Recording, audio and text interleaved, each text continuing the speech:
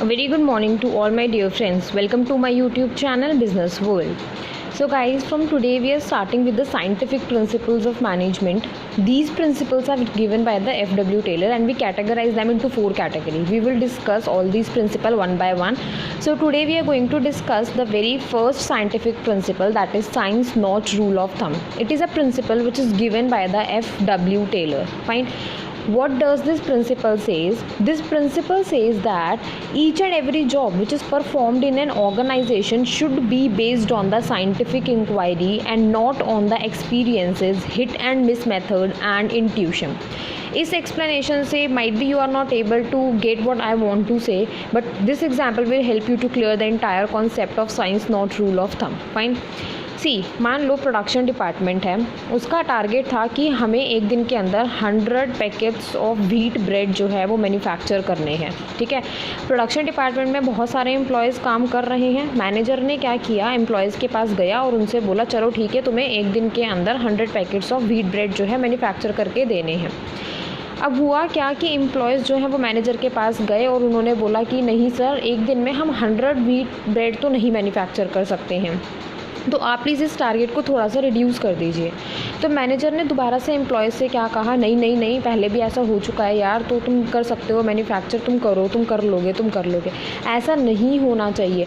Science क्या कहता है, जब हम बात कर रहे हैं principle of science not rule of thumb की, वो क्या कह रहा है, वो ये कहता है कि जब प्रोडक्शन मैनेजर इनको टारगेट दे रहा है तो वो साइंटिफिक इंक्वायरी कंडक्ट करे, एक साइंटिफिक एनालिसिस कंडक्ट करे. साइंटिफिक एनालिसिस का मतलब क्या है, डिफरेंट टाइम के ऊपर ना वो सेम टारगेट को अचीव करने के लिए वर्क करे. अगर मान लो उसने 10 बार उस चीज़ को ट्राई किया और 10 के 10 टाइम्स जो हैं वो एक दिन के अंदर 100 packets of wheat bread manufacture कर पाए, तभी उसको ये टारगेट जो है सेटअप करना चाहिए. अदरवाइज़ उसको ये टारगेट सेटअप नहीं किया जाना चाहिए.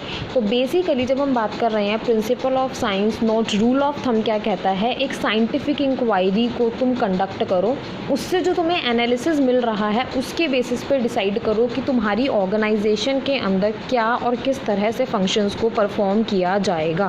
फाइन. तो हम ये कह सकते हैं कि साइंस क्या कहना है, that there must be thinking before doing. सोचो, तुम टारगेट दे रहे हो अपने एम्प्लॉयज़ को, टारगेट देने से पहले सोचो कि क्या वो उस टारगेट को अचीव कर भी सकते हैं.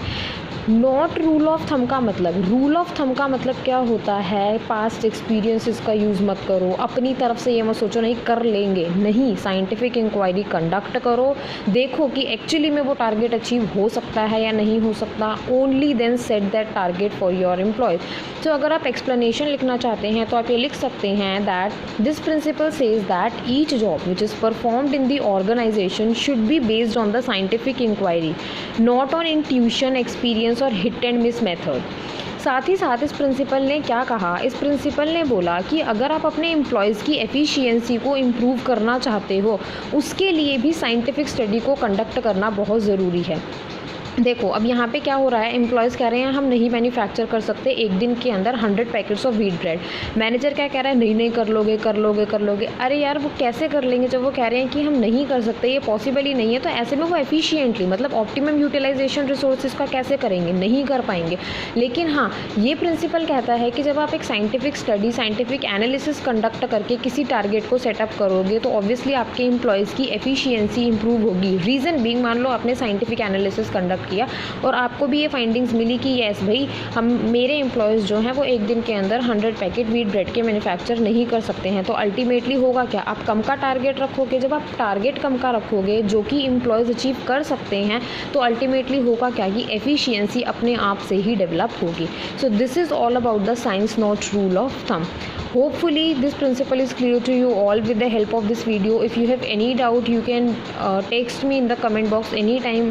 For sure I will try to clear your doubt. If you like my video, then please don't forget to like, share and subscribe as much as it is possible for you. A very thanks to all.